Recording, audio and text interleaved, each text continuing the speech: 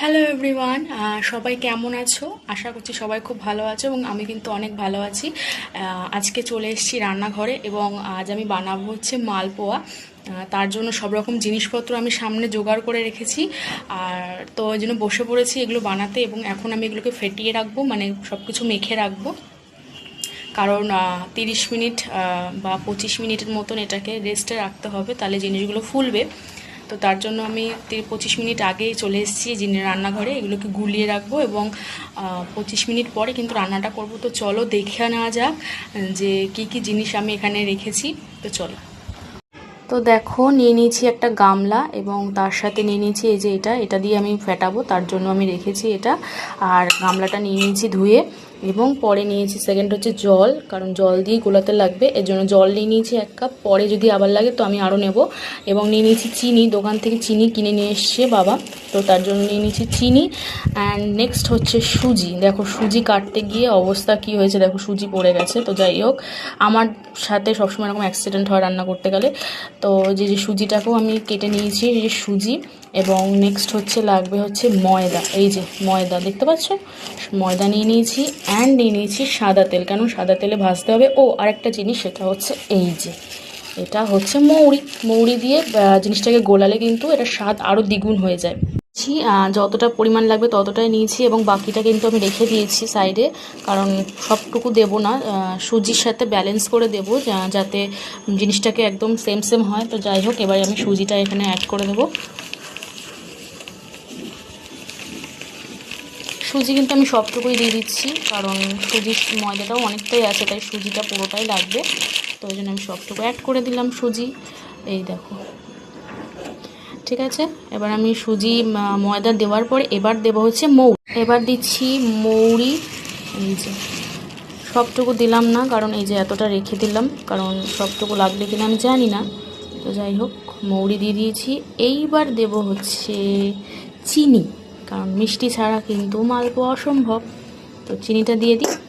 তো দেখো, চিনিও দিয়ে দিয়েছি, এই যে চিনিও দিয়ে দিয়েছি। এবার বেশি লাগে একটু, তাই জন্য একটু বেশি করে দিয়েছি।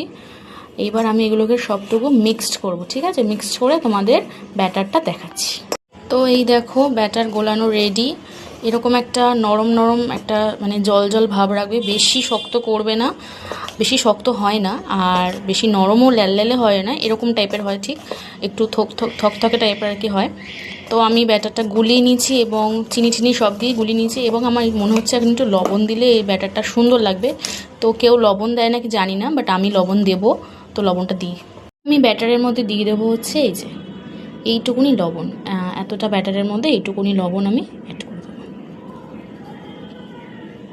কেউ লবণ দেয় কিনা আমি জানি না, বাট আমার মনে হলো লবণটা দিলে স্বাদটা ব্যালেন্স হবে, কারণ পুরোটাই তো চিনির, তার জন্য আমি একটু লবণ দিয়ে দিলাম। এবার লবণ দিয়ে আমি এটাকে ফাটাবো কি একটা বলে। যাই হোক, এটা খুলে গেছে, আমাদের এত ঘুরিয়েছি যে খুলেই গেছে। এটাকে ভালো করে গোলাতে হবে, কারণ বলো তো এটার মধ্যে যে মানে একটা দলা দানা ভাব থেকে যায়, কারণ ময়দা দেওয়া যেহেতু দানা ভাব থেকে যাবে। তো তার জন্য এটাকে জোরে হাতে এরকম করে গোলাতে হবে, এরকম করে গোলাতে, যাতে তোমার দানা ভাবটা না থাকে, ঠিক আছে। কারণ দানা ভাবটা থাকলে এটা দলা হয়ে যাবে এবং যখন ব্যাটারটা দেবে তার মধ্যেই দলা থেকে যাবে। তার জন্য এটাকে সুন্দর করে উল্টে পাল্টে এইভাবে, ব্যাস। এই দেখো, দেখাই 1 সেকেন্ড। এই দেখো, ঠিক এরকম একটা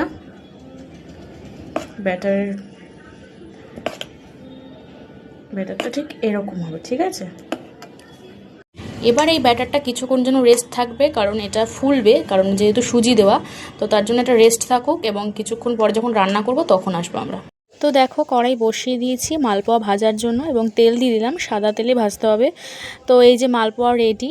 আর মাঝখানের ভিডিওটা আমার হয়তো ডিলিট হয়ে গেছে, মালপোয়া দেওয়ার মানে ব্যাটার দেওয়ার যে ভিডিওটা আর কি, সেটা হয়তো ডিলিট হয়ে গেছে। তো তোমরা এক হাতা করে দিলেই এরকম টাইপের গোল টাইপের মালপোয়া রেডি হয়ে যাবে।